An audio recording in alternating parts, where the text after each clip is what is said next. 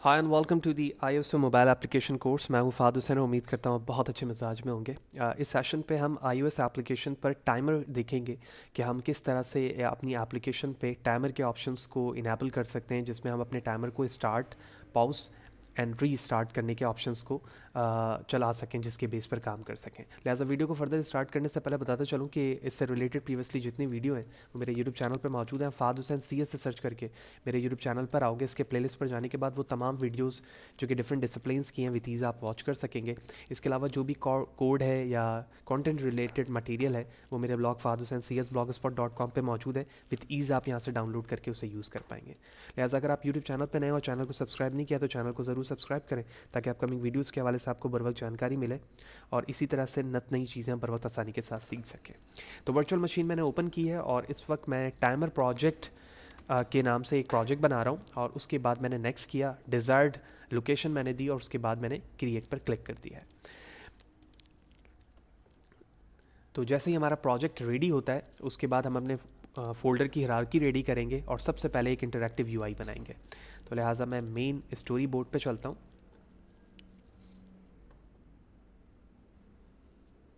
Maximise करेंगे, drag करते हुए अल्ट के साथ मैंने इसको स्क्रॉल डाउन किया और हम इस राइट कॉर्नर को क्लिक करते हैं और एक UI बनाते हैं। तो UI के लिए हमें सबसे पहले तो एक लेबल की ज़रूरत है। तो मैंने यहाँ से लेबल को ड्रॉप किया। ठीक है, लेबल के बाद हमें 3 बटन्स चाहिए जो कि स्टार्ट, इसी तरह से पॉज और रीसेट कर सकें या रीस्टार्ट कर सकें। तो इसके लिए हमने बटन लिखा है यहाँ पर। तो first button, similarly second button and third button. Okay, so let's start working on first label. तो ये हमारे पास लेबल है। तो सबसे पहले तो मैं इस लेबल को इनलार्ज करता हूँ लाइक दिस, और उसके बाद हमने इसकी टेक्स्ट साइज को 200 किया और उस पर जो भी टेक्स्ट है उसको मैंने हटा दिया यहाँ से। ठीक है, क्योंकि हम टेक्स्ट लोड इवेंट पे बताएंगे कि इस पे टेक्स्ट क्या आना चाहिए और वो सारी चीज़ें लॉजिकल वे पर होंगी। तो बटन को इनलार्ज करते हैं। Here it is first button.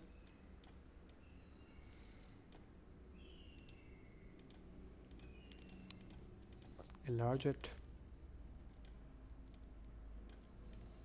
and there is third button।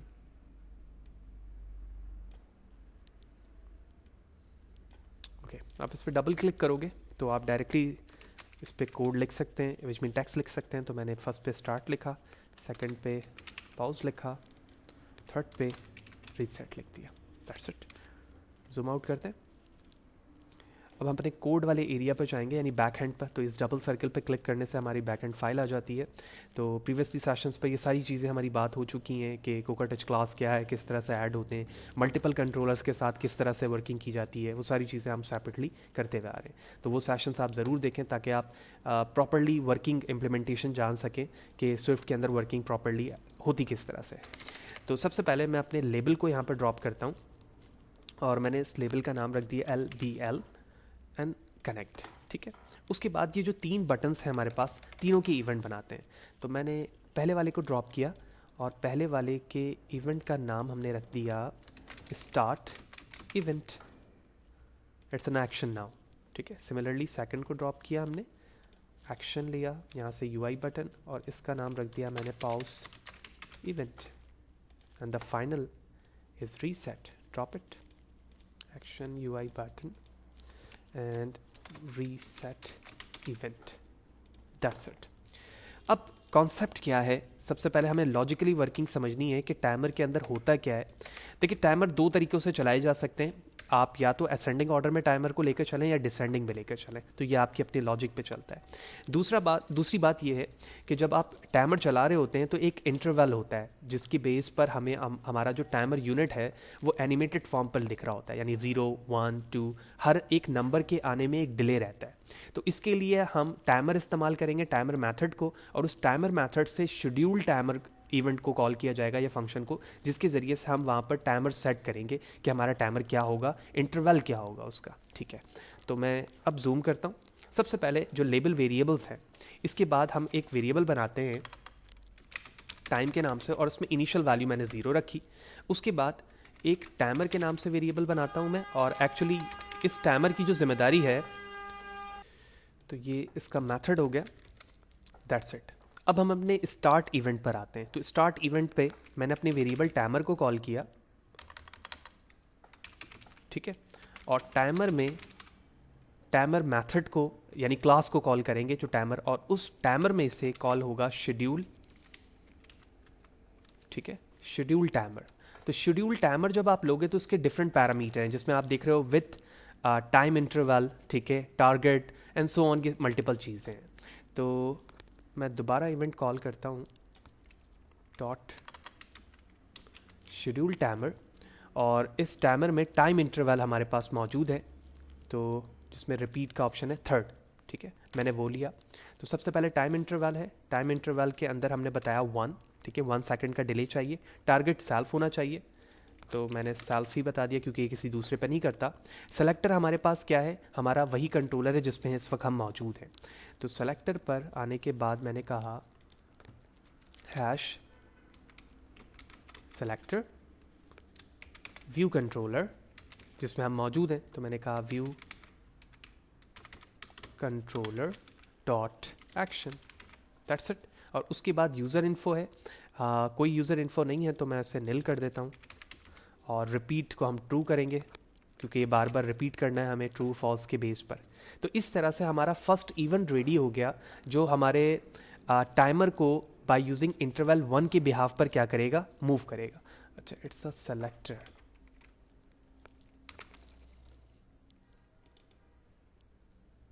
ठीक है, तो इसको हटा देते हैं।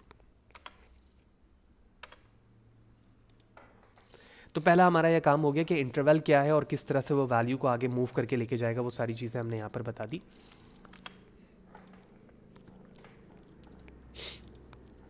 ओके, तो ब्रैकेट क्लोज करेंगे हम यहाँ पर। पहला हमारा इवेंट यहाँ पर रेडी हो गया। अब बारी आती है पॉज की। तो पॉज में जो हमारा टाइमर है उसे हमें इनवैलिडेट करना होगा, जो वैलिडेट ऑप्शन है हम उसे इनवैलिडेट करेंगे। तो मैंने टाइमर कॉल किया और timer dot in validate event को हम कॉल कर देंगे।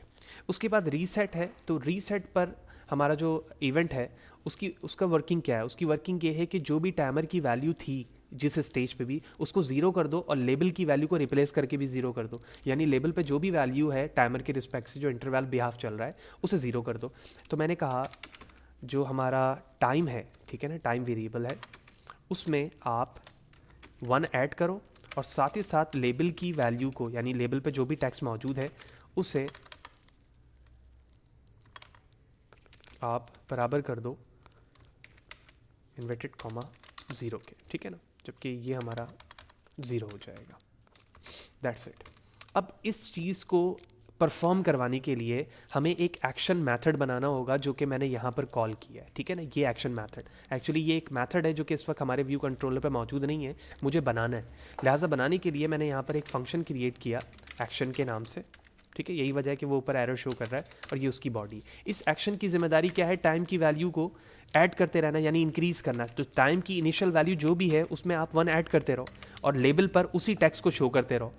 तो मैंने कहा लेबल डॉट टेक्स्ट अब बराबर हो जाएगा string dot string I mean time, ठीक है। तो स्ट्रिंग की जो भी वैल्यू है टाइम की वो स्ट्रिंग में कन्वर्ट होकर लेबल पर रिप्लेस होती रहेगी बार बार।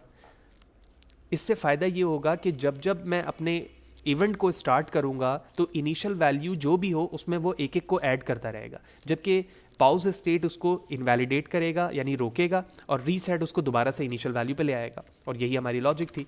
तो LBL मैंने यहाँ रखा और इस तरह से ओवरऑल लॉजिक हमारी रेडी हो चुकी है, जिसमें हमने स्टार्ट इवेंट पे बताया कि टाइमर शेड्यूल किस तरह से होगा इंटरवल के साथ, पॉज किस तरह से होगा, रीसेट में क्या है, और फंक्शन जो एक्शन हमारे पास है जो हमने यहाँ पर अपने कॉल किया हुआ है इसकी वर्किंग क्या है कि टाइमर को किस तरह से वैलिडेट करते हुए चेंज करना।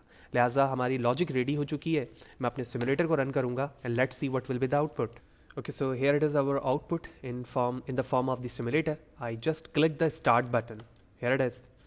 मैंने स्टार्ट पे क्लिक किया, आप देख रहे हैं टाइमर स्टार्ट हो चुका है हमारा। पॉज पे क्लिक किया, 5 पर आकर ये रुक गया। रीसेट का मतलब क्या है कि वो दोबारा से इनिशियल स्टेज 0 पर आ जाए। मैंने रीसेट पे क्लिक किया, 0 पर आ गया, ठीक है, अपनी स्टेट पर मौजूद है।